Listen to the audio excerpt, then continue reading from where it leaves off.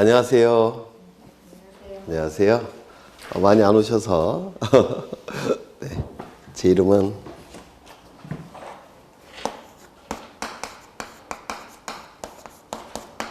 김종규라고 하고요. 이 학원에서는 3년째 하는 것 같아요. 3년째. 담당 과목은 부동산 공시법령.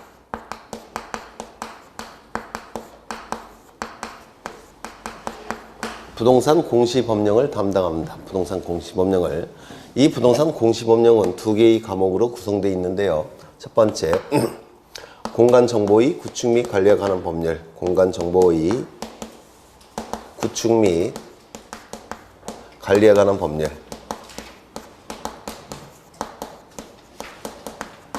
공간정보의 구축 및 관리에 관한 법률이 이 공시법령에 포함되어 있고, 또 하나는 부동산 등기법.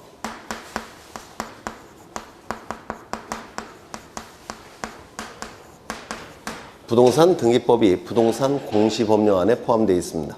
그래서 이 부동산 공시법령은 공간정보의 구축 및 관리에 관한 법률과 부동산 등기법이 출제되는 법률이에요. 여기서 12문제가 출제가 되고 여기서도 12문제가 출제가 됩니다. 이게 여기서 12문제. 이거 너무 길죠? 너무 기니까 보통 이거를 생략해서 공간정보법 내지는 공간정보관리법 이렇게 얘기를 합니다. 공간정보법, 공간정보관리법 이렇게 얘기하고 여기서 12문제, 여기서 12문제 총 24문제가 출제가 됩니다. 부동산 공시법령에서 24문제가 출제가 되는데요. 이 24문제와 부동산 관련세법이라는 게 있습니다. 관련세법에서 16문제가 출제가 돼요. 그래서 총 부동산 공시법령 및 부동산 관련세법이 한 과목으로 구성돼서 40문제가 출제가 됩니다. 40문제가. 근데 이 부동산 관련세법과 부동산 공시법령은 그 내용이 성격이 너무 달라요. 너무 다르기 때문에 보통 선생님들이 별도의 선생님들이 강의를 합니다. 제가 담당하는 것은 부동산 공시법령, 이걸 담당을 하게 될 겁니다.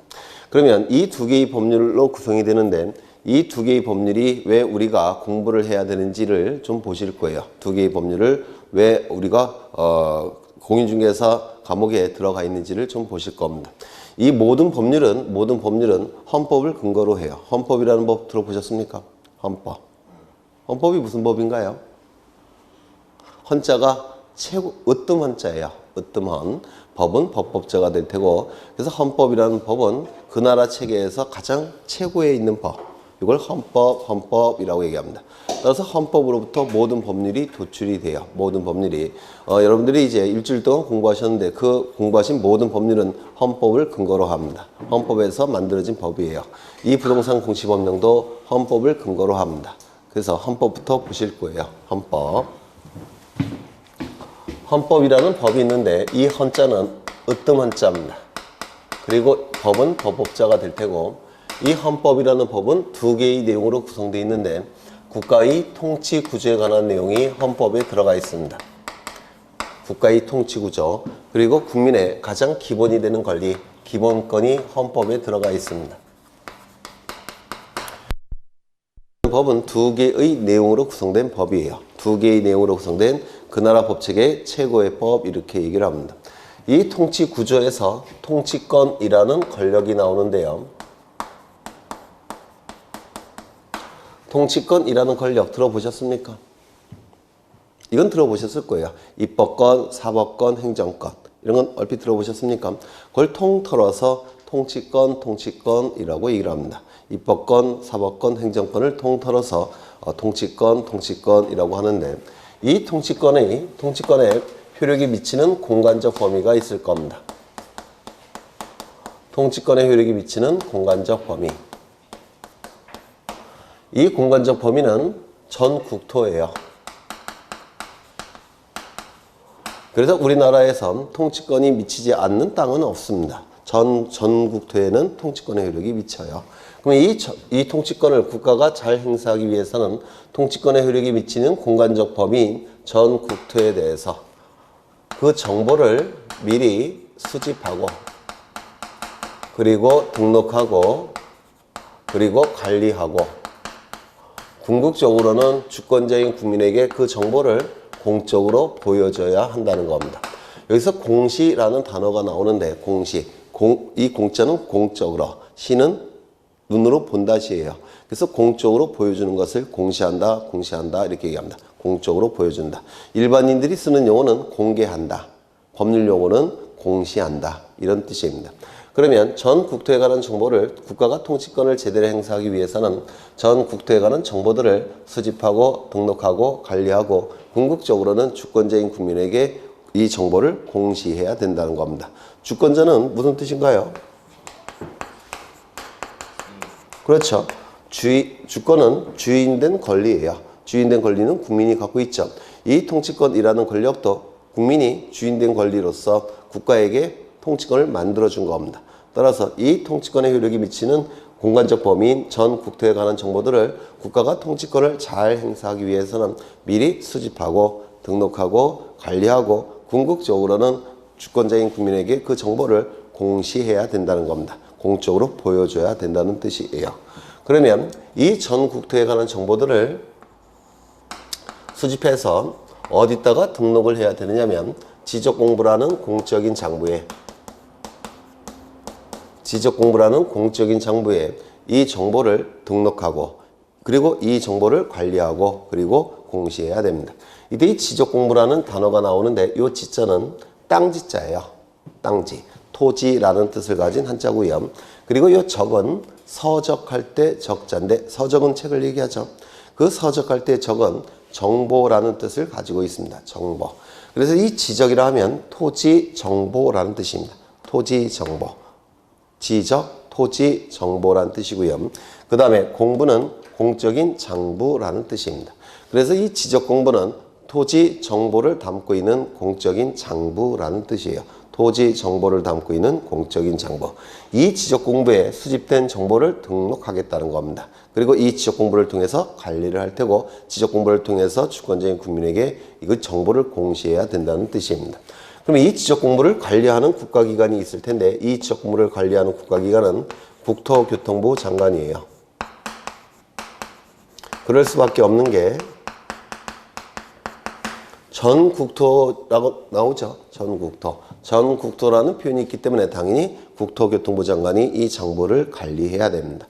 그런데 이 국토교통부 장관은 워낙 바쁘시니까 이 지적 공부를 관리하는 임무를 맡겨놓습니다. 이 맡긴다는 것을 법률용어로 위임한다라는 용어를 써요. 이 위자는 맡길 위자고 임은 임무란 뜻입니다.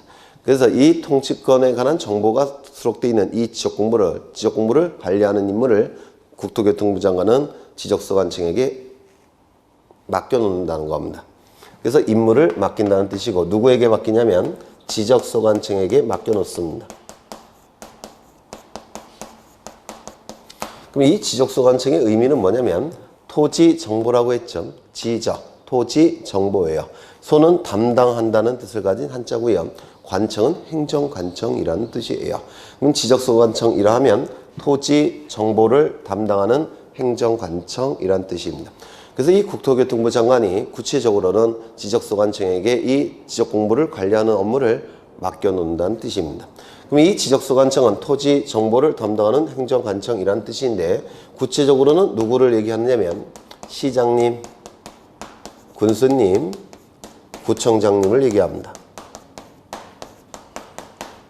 그래서 이 국토교통부 장관은 시, 군, 구별로 이 지적공부를 관리하는 업무를 여기 시장, 군수, 구청장에게 다 일일이 맡겨놓는다는 뜻이에요. 그래서 이 지적소관청은 즉 시장, 군수, 구청장은 지적소관청으로서 이 지적공부를 관리해야 된다는 뜻입니다. 그러면 이러한 내용에 대해서 이런 내용을 뭐라고 부르냐면 지적제도라고 불러요. 이것과 관련된 제도를 지적제도라고 부릅니다. 그래서 이 지적제도라 하면 토지 정보와 관련된 제도라는 뜻이에요. 지적제도, 토지 정보와 관련된 제도. 그러면 이 지적제도에 적용되는 법률이 있을 텐데 이 지적제도에 적용되는 법률이 여기 보시면 공간, 정보 보이십니까? 그래서 여기에 적용되는 법률이 공간정보의 구축 및 관리에 관한 법률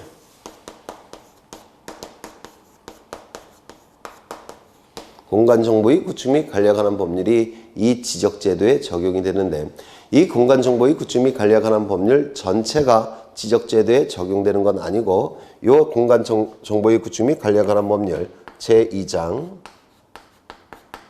4절과 제3장이 여기에 적용이 됩니다.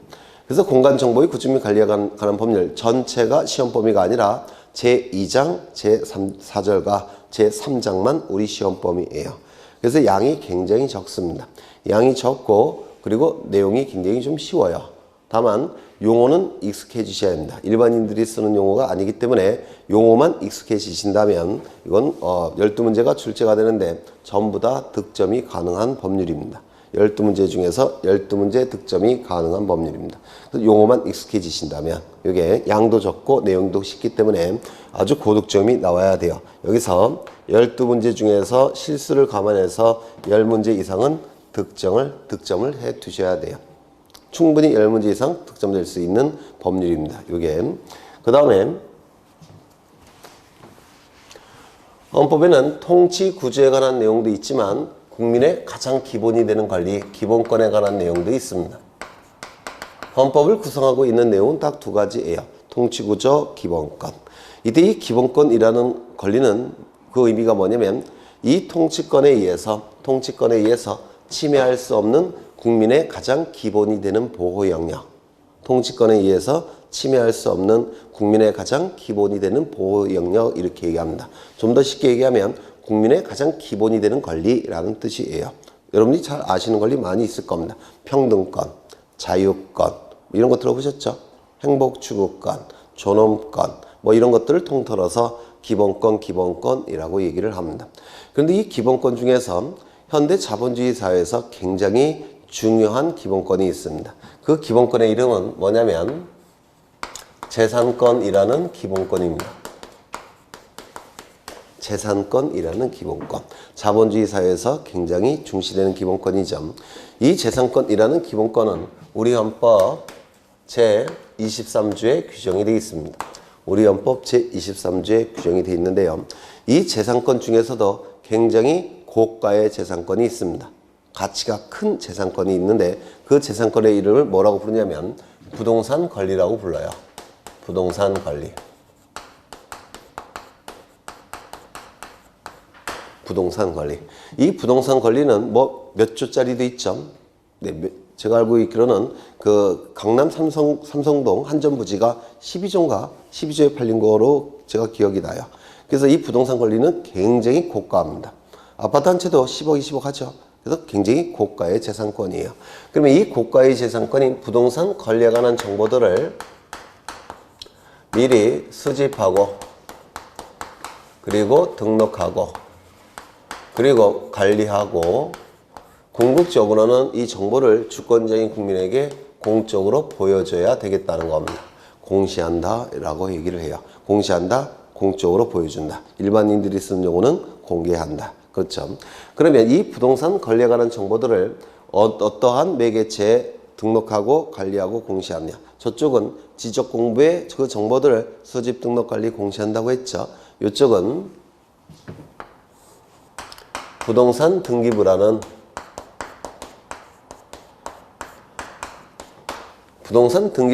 공적인 장부에 이 정보를 등록하고 관리하고 공시합니다. 등기부라는 거 들어보셨죠? 맞아요. 네, 등기부. 이 등기라는 것은 기록에 올린다라는 뜻입니다. 등기가 기록에 올린다. 기록에 올리는 장부, 등기부라고 얘기를 해요. 부동산 권리에 관한 정보를 기록에 올리는 장부. 이걸 등기부라고 얘기합니다. 그럼 이 등기부를 관리하는 국가기관은 누구냐면 이 부동산 등기부는 부동산 권리에 관한 정보가 담겨져 있기 때문에 권리를 판단하는 자가 바로 이걸 담당해야 돼요. 권리를 판단하는 최종 그 국가기관은 누굴까요? 법원이에요. 사법부. 권리를 판단하는 최종적으로 판단하는 국가기관은 사법부, 법원입니다. 그래서 이 등기부는 누가 관리를 해야 되냐면 권리를 판단할 수 있는 최종적으로 판단할 수 있는 국가기관 사법부에서 이 등기부를 관리합니다.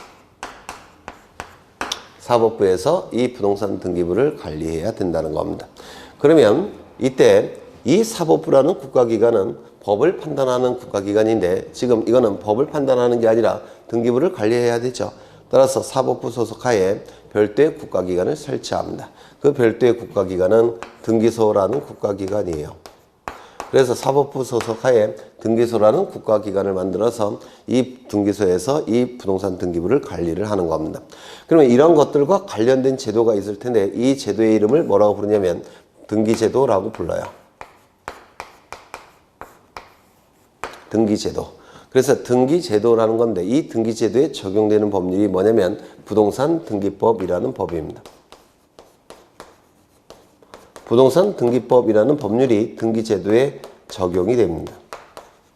부동산 등기법. 그래서 이 부동산 등기법에서 우리 시험에 12문제가 출제가 돼요. 12문제가 출제가 되는데 이 법은 모든 법률 중에서 난이도가 가장 꼭대기에 있는 법이에요.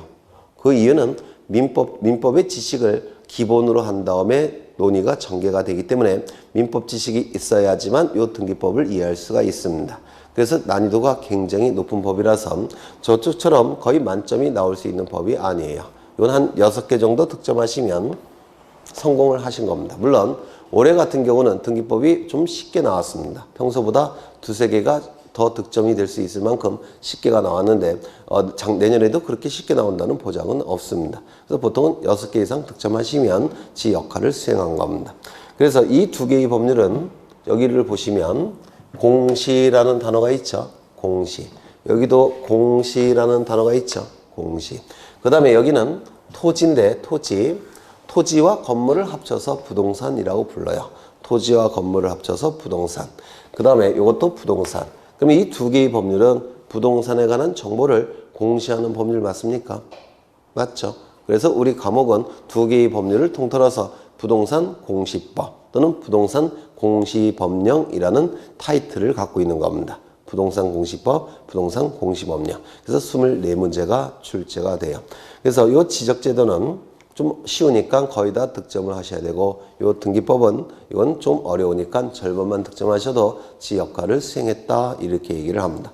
여기까지 되셨을까요? 되셨을까요? 네. 그 다음에 이 부동산이라는 개념을 좀 아셔야 되는데 부동산 민법에서 하실 겁니다. 부동산의 개념을 이 세상에 존재하는 모든 물건은 둘로 나눕니다.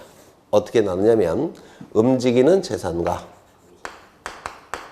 움직일 동자와 재산이란 뜻이에요. 움직이는 재산. 그리고 움직이지 않는 재산. 움직이지 않는 재산. 이렇게 둘로 나눌 수가 있습니다. 모든 물건은 이 세상에 존재하는 모든 물건은 부동산과 동산으로 나눌 수가 있어요. 움직이는 것과 움직이지 않는 것. 이때 이 부동산도 크게 둘로 나누는데 첫 번째 토지. 가장 중요한 부동산입니다. 가장 중요한 부동산이고요. 그 다음에 토지의 정착물. 이렇게 크게 나눌 수가 있습니다. 그래서 가장 중요한 부동산은 토지고 토지 위에 딱 붙어 있는 물건, 정착물이라고 불러요. 그럼 이 토지 위에 정착물은 어떠한 것들이 있느냐면 이게 토지를 옆에서 봤을 때 이건 땅속입니다. 토지를 옆에 봤을 때 이 토지의 정착물은 가장 중요한 정착물은 건물입니다. 건물이 가장 중요한 정착물이에요. 그리고 또 뭐가 있을까요? 나무도 있겠죠. 나무도 있을 겁니다. 또한 강 같은 경우는 다리도 있겠죠. 다리도 있을 테고 육교 같은 것도 있을 겁니다. 육교 같은 것도 있을 테고 전봇대도 있겠죠. 전봇대도 있을 겁니다. 그래서 그 토지의 정착물은 그 수를 헤아릴 수 없을 만큼 참 많아요. 그렇죠. 그런데 이 토지의 정착물은 또한 둘로 나눠지는데 어떻게 나눠지느냐면 토지의 정착물 중에서 가장 중요한 정착물은 건물입니다. 그래서 건물과 건물 이외의 정착물로 나눕니다. 우리 민법에서. 그래서 이 토지 정착물은 건물과 건물 이외의 정착물로 나누는데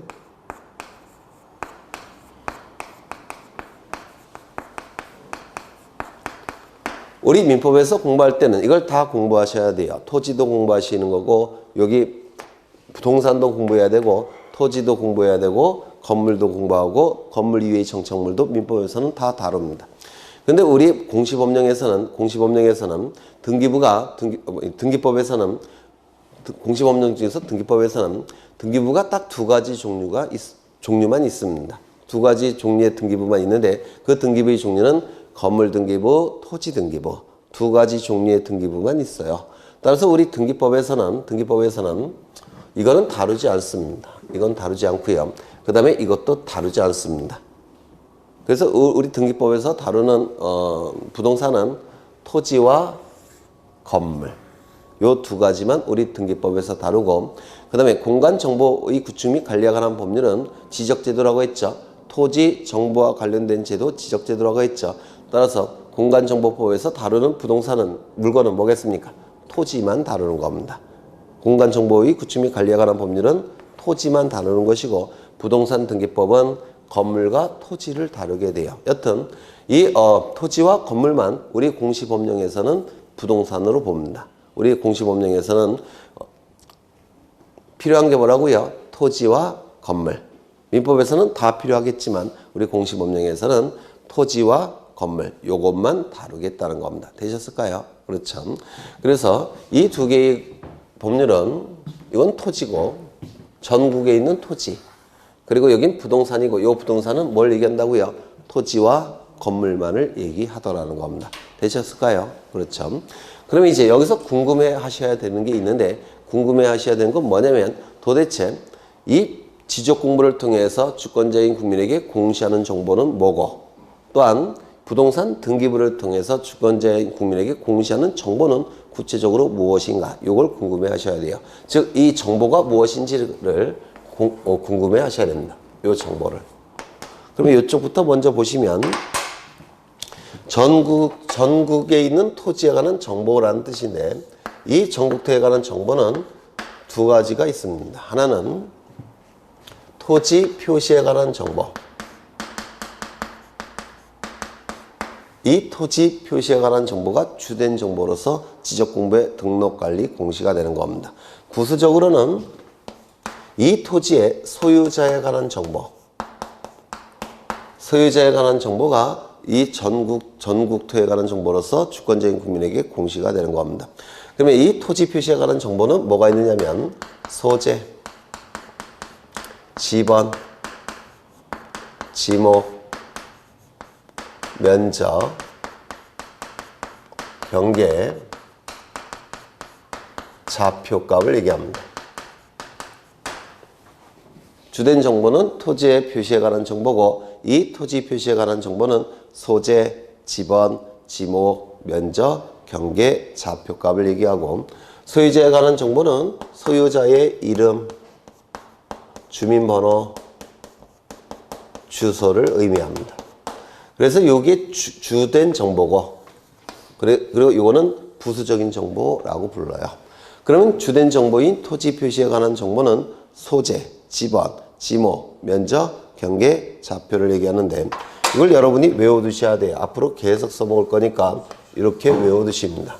소지, 지면, 경, 좌표 이렇게 두 문자를 따서 외워두시면 나중에 아주 유용하게 쓸 수가 있습니다. 그럼 여기서 소재는 뭘 의미하느냐면 그 토지가 어느 행정구역에 속해 있는지를 얘기하는 겁니다. 그래서 도시지역은 동까지, 농촌지역은 리까지의 행정구역을 얘기해요. 이게 소재지는 뭐라고요? 도시지역은 동, 농촌지역은 리 단위까지 얘기하는 겁니다. 그 다음에 여기 지번은 토지 번호를 지번이라고 얘기합니다. 토지 번호를. 근데 보통 우리가 일상생활에 썼을 때는 번지라는 용어를 많이 쓰죠. 100번지, 120번지. 그거를 지번이라고 불러요. 지번, 토지 번호. 그 다음에 요 지목은 토지의 사용 목적을 줄여서 지목이라고 부릅니다. 토지의 사용 목적. 들어보셨나요? 임야 이런 거 들어보셨습니까? 전, 닭, 임야, 뭐 대지 이런 거 들어보셨죠? 그게 토지의 사용 목적으로서 줄여서 지목이라고 부릅니다. 지목. 그 다음에 경계는 토지가 이렇게 생겼을 때 요거를 경계라고 부릅니다. 경계. 토지의 경계. 그리고 이 경계들이 만나는 점이 있습니까? 있죠. 경계들이 만나는 점이 어딘가요? 여기. 요 부분을 뭐라고 부르냐면 경계들이 만나는 점이라고 해서 경계점이라고 불러요. 경계점. 다시요. 경계는 요걸 얘기하는 것이고 이 경계들이 만나는 점이 뭐라고요? 경계점이라고 부릅니다. 경계점. 그리고 여기다가 X축을 설치하고 여기다가 Y축을 설치하게 되면 이게 그래프가 되죠. 맞습니까? 여기는 뭐가 될까요? 원점 0,0. 그러면 여기는 X좌표, Y좌표가 구해지겠죠. 여기도 X좌표, Y좌표가 구해지겠죠. 여기도 X좌표, Y좌표가 구해질 테고 여기도 X좌표, Y좌표가 구해질 겁니다. 그러면 이걸 뭐라고 부르냐면 경계점을 좌표값으로 표현했다고 해서 경계점 좌표라고 부릅니다. 경계점 좌표. 이걸 줄여서 좌표라고 불러요. 그런데 이 좌표값을 수집하기에는 굉장히 비용이 많이 들어요. 그래서 모든 토지마다 좌표값을 수집하는 건 아닙니다. 땅값이 아주 좀 비싼지요. 땅값이 비싸니까 분쟁이 자주 발생하는 지역. 분쟁이 자주 발생하니까 경계를 명확하게 표시하고 경계점도 명확하게 표시할 필요가 있는 지역. 그 지역에서만 좌표값을 수집합니다. 비용이 많이 들어서. 그래서 모든 토지마다 수집하는 정보는 아니에요. 일정한 지역에서만 수집하는 정보입니다. 그래서 이거는 토지의 표시로서 좀 외워두셔야 돼요. 토지의 표시는 소재, 지번, 지모, 면적, 경계, 좌표. 좀 더 빨리 소지, 지면, 경좌표 이렇게 좀 외워두셔야 돼요. 그 다음에 여기 소유자는 이름, 주민번호, 주소인데 왜 소유자에 관한 정보도 수집하느냐면 우리나라는 자본주의 사회죠. 그렇죠. 자본주의라는 개념은 헌법에서 뭐라고 얘기하냐면 국민 개개인에게 소유권을 인정한다는 뜻입니다. 이걸 자본주의라고 불러요. 그렇다면 소유권을 인정해 주니까 소유권자를 보호할 필요가 있죠. 따라서 소유자를 보호하기 위해서 소유자에 관한 정보도 일정 부분 수집해야 된다는 겁니다. 이게 부수적인 정보로 이름, 주민번호, 주소를 수집하게 돼요. 그래서 이 내용이 가장 중요합니다. 이게 오늘 한 거 중에서 가장 중요한 게 요거예요. 토지의 표시는 뭐라고요? 소재, 지번, 지모, 면적, 경계, 좌표. 부수적인 정보는 뭐죠? 소유자의 이름, 주민번호, 주소. 되셨을까요? 되셨죠? 이때 이 지적소관청은 아까 뭐라고 했죠? 토지 정보를 담당하는 행정관청. 이거를 지적소관청이라고 부릅니다. 구체적으로는 시장, 군수, 구청장을 의미한다고 했죠. 그런데 이 보통의 시장, 군수, 구청장은 두 개의 법적 지위가 있습니다. 두 개의 법적 지위가 있는데 하나는 뭐냐면 지방자치단체로서의 법적 지위를 가지고 있어요. 지방자치단체로서의 법적 지위가 있는 경우도 있고 또 하나는 국가의 하부 행정기관으로서의 법적 지위도 가지고 있습니다. 지방자치단체로서의 지위도 있고 국가의 하부 행정기관, 줄여서 국가기관의 지위도 가지고 있다는 겁니다. 그런데 이 지방자치단체가 행사하는 권력은 통치권이라는 권력을 행사하지 않아요. 지방자치단체가 행사하는 권력은 지방자치권이라는 별도의 권력을 행사합니다. 자치권. 국가가 행사하는 권력은 아까 뭐라고 했죠? 통치권. 이렇게 행사하는 권력이 달라요. 지방자치단체는 지방자치권, 국가는 통치권. 그러면 이때 지적소관청으로서의 시장, 군수, 구청장은 지방자치단체로서의 시장, 군수, 구청장일까요? 국가기관으로서의 시장, 군수, 구청장일까요? 지적소관청으로서의 시장, 군수, 구청장은 이쪽을 얘기하는 걸까요? 이쪽을 얘기하는 걸까요? 네. 힌트, 이 안에 답이 있는데. 네. 요거겠죠. 통치권이죠. 이 공간정보법은 통치권에 관한 법이에요. 지방자치권과는 전혀 관련이 없습니다. 따라서 지적소관청으로서의 시장군수 구청장은 누굴 얘기하느냐면 국가의 하부 행정기관으로서의 시장, 구수, 구청장을 의미하는 겁니다. 이거 이해가 되실까요? 그렇죠. 이거 다 기출 지문이에요. 좀 기억해 두셔야 합니다. 그렇다면 문제가 있는데 여기 위임이라는 법률 용어가 나오는데 임무를 맡긴다라는 뜻이에요. 그러면 이 위임은 두 가지가 있습니다. 하나는 단체 위임이라는 것도 있고 또 하나는 기관 위임이라는 것도 있습니다. 이렇게 두 가지 위임이라는 게 있는데 이때 국토교통부 장관이 지적소관청에게 이 지적 업무를 맡긴 것은 기관 위임일까요? 단체 위임일까요? 네, 맞습니다. 여기 앞에 뭐가 생략됐느냐면 지방자치라는 문구가 생략이 된 거예요. 여기는 뭐가 생략됐을까요? 국가라는 단어가 생략된 겁니다. 그렇다면 국토교통부 장관이 임무를 맡긴 것은 국가의 하부 행정기관으로서의 시장군수 구청장에게 맡긴 거죠. 따라서 이건 기관 위임입니까? 단체 위임입니까? 기관 위임이 될 수밖에 없습니다. 이거 이해가 되셔요? 그렇죠. 기관 위임한다 이렇게 얘기를 하는 겁니다. 뭐 요 정도만 보시고요. 이쪽도 좀 보겠습니다. 여기서 빨간 게 가장 중요해요. 오늘 가장 중요한 게. 그 다음에 이쪽에서 부동산 권리에 관한 정보라는 게 나오는데 그게 구체적으로 무엇을 의미하느냐 이걸 좀 기억해 두셔야 돼요. 이 부동산 권리에 관한 정보는 둘로 나눕니다. 어떻게 나누냐면 부동산에 관한 정보와 권리에 관한 정보 이렇게 둘로 나눠서 수집합니다. 부동산에 관한 정보와 권리에 관한 정보 둘로 나눠서 수집을 하게 돼요. 따라서 부동산에 관한 정보와 권리에 관한 정보 이렇게 둘로 나눠서 수집하는데 이때 이 정보라 하면 부동산 표시에 관한 정보를 얘기해요. 따라서 부동산 표시에 관한 정보와 권리에 관한 정보 이렇게 둘로 나눠서 수집을 합니다. 부동산 표시에 관한 정보, 권리에 관한 정보. 이때 이 부동산은 아까 우리 공시법령에서는 두 가지로 나눈다고 했죠. 뭐로 나눴습니까? 건물, 토지. 맞아요. 건물, 토지. 따라서 이 부동산 표시에 관한 정보도 둘로 나누는데 건물 표시에 관한 정보와 그 다음에 토지 표시에 관한 정보 이렇게 둘로 나눕니다. 부동산이 토지와 건물이 있으니까 이것도 둘로 나눠서 수집을 해야 된다는 겁니다. 그러면 이 건물 표시에 관한 정보는 구체적으로 무엇을 의미하느냐면 건물의 소재지 즉 어느 행정구역에 있는지 도시지역은 동까지 농촌지역은 리까지 그렇죠. 그 다음에 대지지번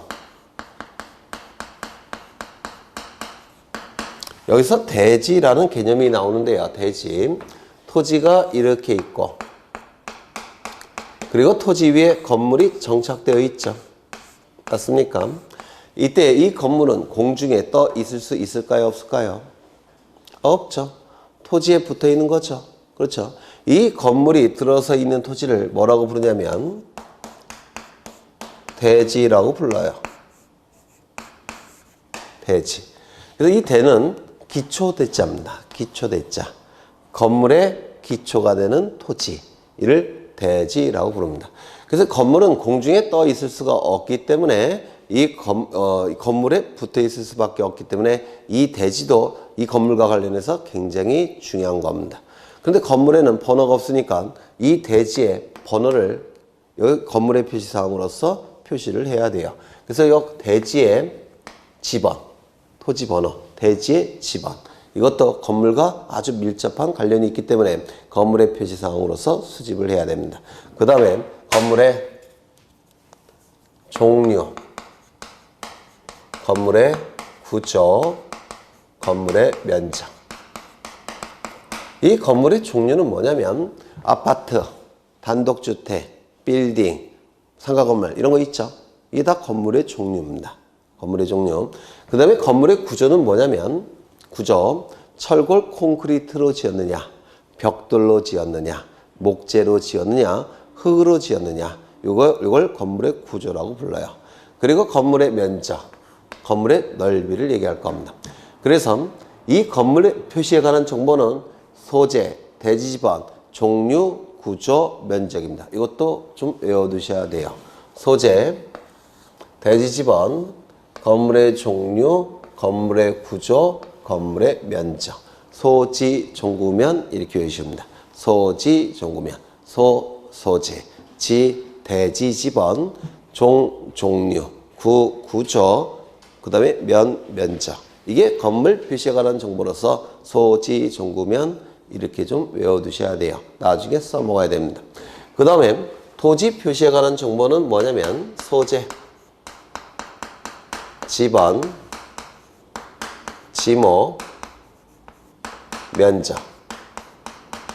요 네 가지입니다. 지적 공부에는 토지의 표시사항이 뭐였죠? 소지, 지면, 경계, 소재, 집안, 지목, 면적, 경계, 좌표였죠. 근데 여기는 경계와 좌표는 수집하지 않아요. 그 이유는 이 지적 공부에 등록되는 정보 중에서 가장 중요한 정보는 이거라고 했죠. 토지의 표시. 토지의 표시가 가장 중요하니까 아주 상세하게 이거마저도 수집합니다. 상세하게. 그런데 이 등기부에 등기가 되는 정보, 부동산 권리에 관한 정보는 건물 부동산 표시에 관한 정보가 주된 정보가 아니라 이게 주된 정보예요. 권리에 관한 정보가 주된 정보입니다. 따라서 부동산 표시에 관한 정보는 주된 정보가 아니기 때문에 상세하게 수집하지 않아요. 그래서 소재, 집안, 지목, 면적까지만 수집합니다. 경계와 좌표는 수집하지 않습니다. 그래서 이것도 좀 외워두셔야 돼요. 소, 지, 면. 그러면 토지 표시에 관한 정보는 소지, 지면, 경좌표. 등기부에 표시가 되는 부동산 표시에 관한 정보는 소지, 종구면, 소지, 지면. 이렇게 좀 외워두셔야 돼요. 오늘 빨간 게 가장 중요한 겁니다. 공시법령의 가장 핵심이 되는 내용이에요. 그 다음에 여기 권리에 관한 정보가 있는데 권리에 관한 정보. 이 권리에 관한 정보는 이 권리를 둘로 나눌 수가 있습니다. 어떻게 나누냐면 이 세상에 존재하는 권리 중에서 가장 중요하고 가장 완전한 형태의 권리가 뭘까요? 소유권이라는 권리입니다. 소유권. 그래서 소유권과 소유권 이외의 권리로 나눕니다. 소유권과 소유권 이외의 권리로 나누는 이유는 이 소유권 이외의 권리는 소유권자가 자신이 가지고 있는 소유권에서 일부를 떼어서 다른 자에게 만들어 준 거예요. 그것이 소유권 이외의 권리입니다. 여러분이 아시는 모든 권리는 소유권자가 다른 자에게 자신이 가지고 있는 권리 중에서 일부를 떼어서 만들어 준 겁니다. 그래서 가장 본질적 권리인 소유권과 소유권에서 도출되는 소유권 이외의 권리로 나눌 수가 있습니다. 이 권리는 어떻게 나눈다고요? 소유권에서 도출되는 소유권 이외의 권리로 나눕니다. 이렇게 둘로 나누게 돼요. 소유권과 소유권 이외의 권리. 이게 가장 본질적 권리고 그 나머지 권리들은 소유권에서 도출된 권리에 불과합니다. 그래서 이렇게 둘로 나누고요. 그 다음에 여기서 정보라 하면 우리 민법에서는 변동을 얘기합니다. 민법에서 얘기하는 정보는 변동이에요. 혹시 권리 변동 민법에서 공부하셨습니까? 뭐예요? 권리 변동. 권리의 발생, 변경, 소멸. 맞아요. 그렇죠. 권리의 발생, 변경, 소멸을 얘기합니다. 어디에서? 민법에서는 권리의 발생, 변경, 소멸을 얘기하는데 우리 등기법에서는 이걸 좀 더 구체화시키고 확대했습니다. 우리 등기법에서는. 그럼 우리 등기법에서 얘기하는 정보는 뭐냐면 권리의 보전, 설정, 이전, 변경, 소멸, 처분 제한. 요 6가지를 얘기합니다. 보전, 설정, 이전, 변경, 소멸, 처분, 제한. 이 6가지를 얘기합니다. 이렇게 법률 용어가 많이 나오는데요. 여기서 설정, 이전, 변경, 소멸 요 4가지는 발생, 변경, 소멸에 해당이 돼요. 발생, 변경, 소멸에. 그런데 보존과 처분, 제한은 권리의 발생도 아니고 변경도 아니고 소멸도 아닙니다. 요 2가지는. 그래서 우리 등기법에서 얘기하는 정보는 민법에서 얘기하는 정보보다 2가지가 더 추가되어 있습니다. 뭐가 있을까요? 보존과 처분, 제한. 이 2가지가 좀 더 추가되어 있어요. 따라서 우리 등기법에서 등기부에 기록되는 정보는 권리의 보존, 설정, 이전, 변경, 소멸, 처분, 제한에 관한 정보들이 등기부에 기록이 됩니다. 얼핏 이거는 이따가 설명드릴 거예요. 이런 용어들은 여기까지 이해가 되실까요? 얼핏 되시겠죠? 정확하게는 뭔지 모르겠지만 대충은 되시겠죠? 그렇죠? 그러면 소유권과 소유권 이외의 권리로 나누고 정보도 보존, 설정, 이전, 변경, 소멸, 처분, 제한으로 나누는데 이때 부동산 표시에 관한 정보와 권리에 관한 정보 중에서 부동산 표시에 관한 정보들은 등기부에 제목을 표시하는 부분에 기록합니다. 표제부라고 불러요. 등기부에 제목을 표시하는 부분에 이 부동산 표시에 관한 정보를 기록합니다. 표제부라고 들어보신 적 있나요? 표제부에 기록을 합니다. 제목을 표시하는 부분.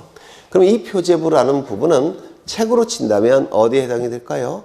이름이 표시되어 있으니까, 제목이 표시되어 있으니까 겉표지에 해당되는 부분이에요.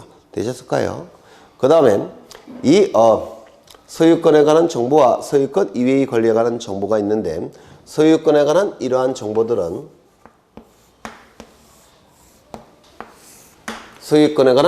정보들은 구체적으로 보존, 이전, 변경, 소멸, 처분, 제한을 얘기합니다. 이러한 소유권에 관한 정보들은 여기는 들어가지 않아요. 소유권을 설정한다 이런 용어는 없습니다. 소유권에 관한 이러한 정보들은 등기부에 첫 번째 구성 부분에 기록합니다. 갑구라고 불러요. 갑구. 들어보셨나요? 갑구. 갑이라는 것은 첫 번째라는 뜻이고요. 구는 구성 부분이라는 뜻이에요. 을은 두 번째라는 뜻이고 구는 구성 부분이라는 건데 이때 소유권 이외의 권리에 관한 이러한 정보들은 구체적으로 설정, 이전, 변경, 소멸, 처분, 제한에 관한 정보들은 등기부의 두 번째 구성 부분에 기록합니다. 을구라고 불러요. 조선시대에 과거시험이 있었죠. 그럼 채점하겠죠. 그리고 수석 1등, 2등, 3등 이렇게 채점하겠죠. 이때 수석 답안지는 답안지에다가 갑 이렇게 씁니다. 1등이라는 뜻이에요. 첫 번째. 2등 답안지는 을 이렇게 씁니다. 3등은 병. 이게 첫 번째, 두 번째, 세 번째라는 뜻이에요. 구는 구성 부분. 그러면 소유권에 관한 이러한 정보들은 등기부의 첫 번째 구성 부분에 기록하고 소유권 이외의 권리에 관한 이러한 정보들은 등기부의 두 번째 구성 부분에 기록합니다. 따라서 등기부는 세 부분으로 구성되어 있어요. 뭐가 있을까요? 표제부, 갑구, 을구. 이 세 부분으로 구성된 장부가 뭘까요? 등기부라고 얘기합니다. 등기부. 그러면 표제부는 겉표지에 해당되니까 내용은 어느 것이 내용에 해당되겠습니까? 갑구와 을구가 내용에 해당이 됩니다. 맞아요. 그렇죠. 그 중에서 중요한 부분은 어딜까요? 갑구. 이게 제일 중요하고 소유권에 관한 정보가 기록되는 갑구가 가장 중요하고 두 번째 중요한 부분은 소유권 이외의 권리에 관한 정보가 기록되는 을구가 두 번째로 중요하고 그 다음에 표제부는 중요도가 가장 떨어지는 겁니다. 겉표지에 해당되니까. 되셨을까요? 되셨겠죠? 네. 그 다음에 여기에 부동산 등기부라는 장부가 있는데 이 부동산 등기부는 우리 공시법령에서 부동산은 둘로 나눈다고 했죠. 뭐로 나눴습니까? 건물과 토지. 맞아요. 그러면 등기부의 종류도 두 가지가 있을 겁니다. 건물 등기부 그리고 토지 등기부. 그래서 우리 부동산 등기법에서는 등기부의 종류를 둘로 정해놓고 있습니다. 이것도 여러 번 출제가 된 거예요. 법에서 정해놓고 있다 이렇게 얘기합니다. 법정되어 있다. 등기부의 종류는 몇 가지라고요? 두 가지. 그런데 관리의 편의를 위해서 또는 공시기능의 편의를 위해서 요 건물 등기부는 둘로 나눠서 편지합니다. 어떻게 나눠서 편지하느냐면 건물 등기부는 일반 건물 등기부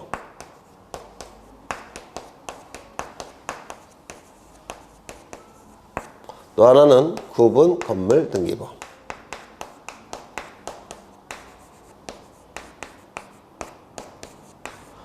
이렇게 둘로 나눠서 이걸 관리를 하게 돼요. 일반 건물 등기부, 구분 건물 등기부. 그러면 이 구분 건물 등기부는 뭘 얘기하느냐면